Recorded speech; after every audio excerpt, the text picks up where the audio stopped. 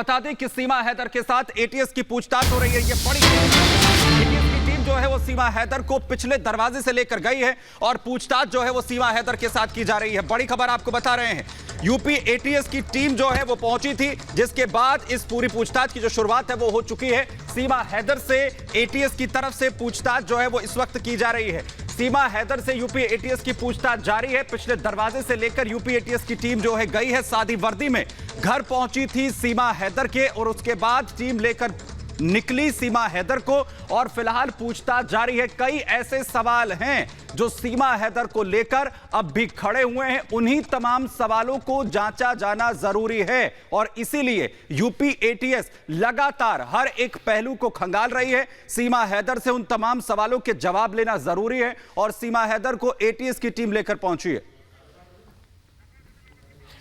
और हमारे साथ जुड़ गए हैं हमारे सहयोगी लोमस लखनऊ से लोमस जुड़ गए हमारे साथ। अब लोमस ये बताइए कि जिस तरीके से कहा यह जा रहा है कि पुलिस पूछताछ करेगी, लेकिन रडार पर काफी पहले से थी वो जो उसका मूवमेंट था वो नजर में था कि वो किससे मिल रही है, कहां मिल रही है, क्या बात कर रही है, लेकिन अब तो पूछताछ होगी, फॉर्मली बताना पड़ेगा उसे कि कैसे आई, कहां आई, कागज कहां से इस्तेमाल किए। बिल्कुल अनामिका, आपको मैं बता दूं कि बिल्कुल अब तक की बड़ी खबर निकल कर सामने आ रही है। बता दें कि सीमा हैदर पे यूपी एटीएस लगभग 10 दिनों से नजर बनाए हुए थे। आपको यह भी बता दें कि जब जमानत सीमा हैदर के बाद जिस तरीके से वो मीडिया में आकर के वो बयानबाजी कर रही थी, उसको कहीं ना कहीं देखते हुए यहाँ पर जांच एजेंसियां लगातार उस पर नजर बनाए हुए थे और आज यूपी एटीएस की एक टीम बताया जा रहा है कि उसके घर पे भी पहुंची, सीमा हैदर को लेकर के वो निकली है और कहा जा रहा है कि सीमा हैदर से उनके द्वारा लगातार पूछताछ की जा रही है। यह भी कहा जा रहा है कि जिस तरीके से सीमा हैदर बयानबाजी कर रही थी उसके बाद यह पूछताछ काफी अहम हो जाती है, क्योंकि यह भी कहा जा रहा है कि सीमा हैदर के पास एक से ज्यादा पासपोर्ट है और कई मोबाइल नंबरों का उन्होंने इंतजाम करके वो यहां भारत पहुंची थी और उसी का मोबाइल नंबरों का कहीं ना कहीं उन्होंने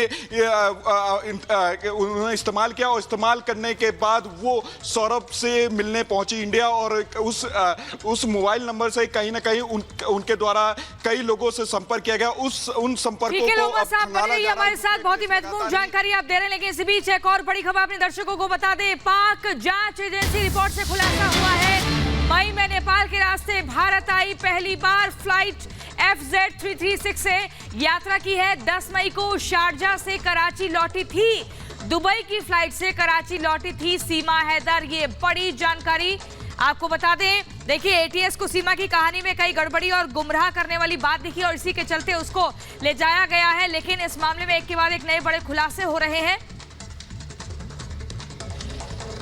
तो तमाम सहयोगी हमारे इस वक्त ग्राउंड जीरो पर बने हुए हैं जो हर एक अपडेट हम तक यहां पर पहुंचा रहे हैं। जतिन, सबसे बड़ा सवाल अब यह है कि सीमा हैदर को लेकर फिलहाल एटीएस की टीम कहां गई है?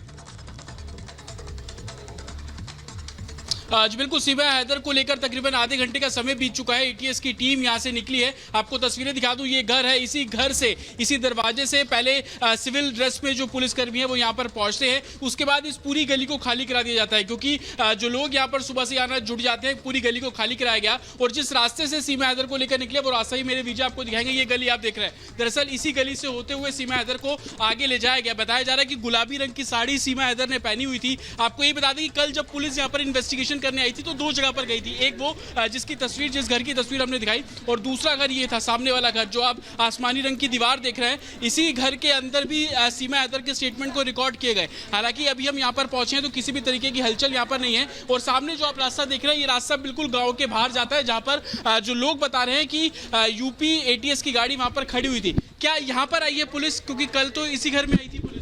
भाई मेरे को कंफर्म ना कहीं और तक। देखिए, अंदर की तस्वीरें भी अगर हम आपको यहाँ पे दिखाएं तो पुलिस की हलचल यहाँ पर नहीं है। तो ये बात तो साफ है कि पुलिस जब यहाँ पर आई थी तो कहीं ना कहीं बाहर लेकर निकली। और सामने जो आप रोड देख रहे हैं, ये रोड इस गांव के बाहर जा रहा है। आप लोगों ने देखा सीमा को लेकर पुलिस यहाँ से निकली है?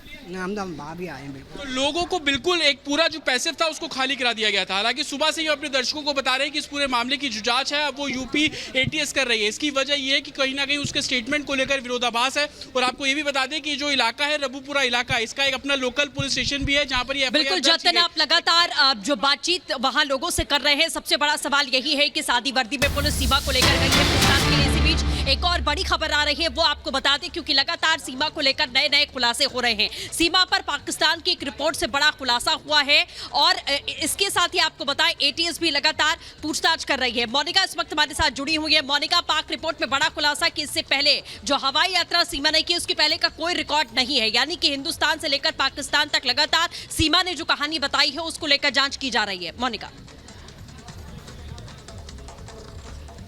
बिल्कुल सृष्टि, देखिए जो कहानी सीमा हैदर ने बताई उस कहानी की जांच पड़ताल की जा रही है और यही एक बड़ी वजह है जिस तरीके से फ्लाइट रिकॉर्ड भी निकलकर सामने आया। यूपी एटीएस की टीम जांच पड़ताल करने के लिए, पूछताछ करने के लिए सीमा हैदर को यहां से गुपचुप तरीके से ले गई, क्योंकि सादी वर्दी में आई, गली से बाहर गाड़ी खड़ी हुई थी। जो लोकेशन पूरी किस तरीके से आई, किस तरीके से गई, कहाँ गाड़ी खड़ी थी, जितने हमारे सहयोगी आपको दिखा भी रहे थे, तमाम दर्शकों तक वो तस्वीरें भी पहुंचा रहे थे। सीमा हैदर बीते 2-3 दिन हो गए हैं, किसी को नजर नहीं आई है, दूर दराज से लोग आ रहे हैं सीमा हैदर को देखने के लिए। यहाँ के जो गांव वाले हैं, यानी कि रबूपुरा के गांव के जो लोग हैं, उनके लिए सीमा हैदर अब सीमा हैदर नहीं बल्कि सीमा भाभी बन चुकी है। और अपनी सीमा भाभी के लिए लोग लगातार ये कहते नजर आए कि प्रेम के लिए सीमा भाभी ने सीमाएं लांघी हैं, तो इसमें दिक्कत क्या है। लेकिन पिछले 10 दिन से यूपी एटीएस की टीम निगाह बनाई हुई थी, नजर रखी हुई थी। तमाम तरह की गड़बड़ियां यूपी एटीएस की टीम को महसूस हो रही थी, तमाम तरह की खामियां पाई जा रही थी। नजर रखा जा रहा था कि किस तरीके की बयानबाजी जो है वो बेखौफ बेबाक तरीके से सीमा हैदर कैमरे के आगे कर रही है, मीडिया से बात करती है, लोगों से मिलती है, जुलती है, जैसे कोई सेलिब्रिटी हो। 5वीं पास है लेकिन फर्राटेदार अंग्रेजी बोलती है, पाकिस्तान से आई है लेकिन शुद्ध हिंदी बोलती है, राधे राधे जपती है, तुलसी जी को पानी देती है। ये तमाम चीजें जो भारतीय परंपरा, भारतीय संस्कृति, सनातन संस्कृति का हिस्सा है, उन चीजों को अपनाती है। लेकिन जब उससे कहा जाता है कोई कलमा सुना दीजिए तो वो मना कर देती है और फिर हवाला उसका ये देती है क्योंकि मैंने हिंदू धर्म अपना लिया।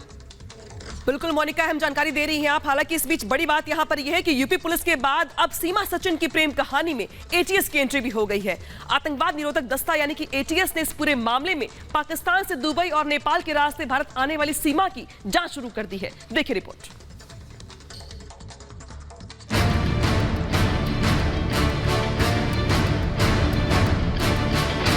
एटीएस का सीमा पर शिकंजा,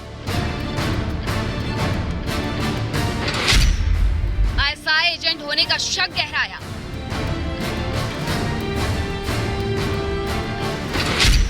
कुंडली खगालने में जुटी एटीएस।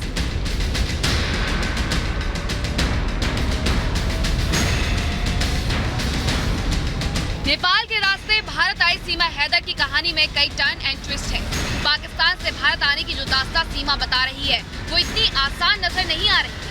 ऐसा लग रहा है कि प्यार की ऑनलाइन थ्योरी देने वाली सीमा किसी और मकसद से भारत में दाखिल हुई है और सचिन को सिर्फ मोहरा बना रही है। यूपी पुलिस की शक की सुई पहले से ही सीमा हैदर पर थी। अब आतंकवाद निरोधक दस्ता यानी एटीएस ने भी सीमा पर शिकंजा कसना शुरू कर दिया है। सीमा हैदर पर पाकिस्तानी खुफिया एजेंसी आईएसआई का एजेंट होने का शक गहराता जा रहा है। अब इस पूरे मामले की जांच यूपी एटीएस ने शुरू कर दी है।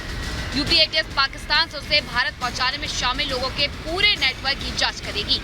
इसके साथ ये भी पता लगाएगी कि पाकिस्तान से दुबई, फिर नेपाल और भारत आने में उसकी किन किन लोगों ने मदद की। एटीएस रास्ते में सीमा के इस्तेमाल किए गए मोबाइल नंबरों की जांच और उसके परिजनों के बारे में भी जानकारी जुटाएगी। सीमा लगातार ये दावा कर रही है कि पबजी खेलते हुए उसे सचिन मीरा से प्रेम हो गया और वो उसके प्यार में अपने 4 बच्चों के साथ पाकिस्तान छोड़ भारत चली आई। जब मैं इनको पति मानती हूँ, मेरे पति हैं ये, हम अलग क्यों हूँ मैंने जीना भी इनके साथ है और मरना भी इनके साथ है कि मैं कभी भी नहीं जाऊँगी। मैं मरूंगी भी यहीं और जीऊँगी भी यहीं। मैं वहाँ जाके मरने से अच्छा है यहाँ मर जाऊँ, ये मेरे लिए भला होगा। वहाँ जिल्लत की मौत होगी, यहाँ चैन की मौत होगी। भारत आने की जो कहानी सीमा बता रही है इसमें कई पेच हैं। केवल प्यार के लिए 4 बच्चों के साथ अपना परिवार छोड़कर भारत आ जाना, ये कहानी लोगों के गले नहीं उतर रही है। सवाल ये है कि एक तो अवैध तरीके से वो भारत में दाखिल हुई, दूसरा यहाँ आने पर भी उसने अपनी पहचान छिपाई। फर्जी कहानी बताकर सीमा करीब 50 दिन तक ग्रेटर नोएडा में किराए के घर पर रही, लेकिन जैसे ही पुलिस को भनक लगी तो वो बच्चों के साथ फरार हो गई। पुलिस के पहुंचने से पहले ही सीमा का गायब हो जाना संदेह पैदा करता है। बीते 40 घंटों से अब ये घर बंद पड़ा है। बाहर आप देखेंगे कि कुंडी खुली हुई है, ताला बाहर से नहीं लगा है, लेकिन अंदर से लॉक है और लगातार हम इस दरवाजे को खटखटा रहे हैं, आवाजें लगा रहे हैं, सीमा हैदर को पुकार रहे हैं, सचिन को पुकार रहे हैं, उसके परिवार को पुकार रहे हैं, लेकिन कोई भी इस दरवाजे को नहीं खोल रहा है। ऐसी स्थिति आखिरकार क्यों हुई? क्या YouTube पर पाकिस्तान के जो लोग जो सीमा हैदर के करीबी बताए जा रहे हैं, जो खुद को सीमा हैदर के दोस्त बता रहे हैं, वो जो खुलासे कर रहे हैं, उसके बाद से सीमा हैदर अब अंडरग्राउंड हो गई है।